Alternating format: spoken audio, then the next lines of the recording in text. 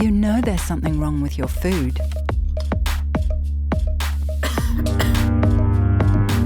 The way we produce and distribute our food is one of the main drivers of climate change.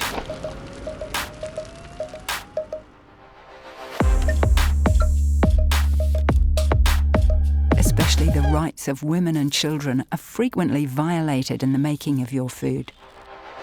Our exploitative food system is ruled by only a few global companies. The producers who grew and harvested your food can't sell it at a fair price because supermarkets and food companies exert extreme pressure on them. I know that exploitation and environmental destruction are happening all along the supply chains that deliver our food to us. But I also know this.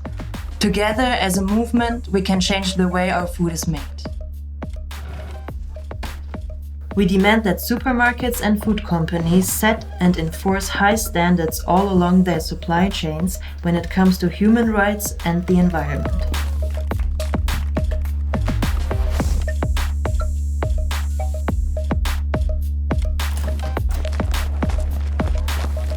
But to make these changes happen, you, me, and our generation have to join in the fight that farmers, workers, and activists all around the world are already fighting.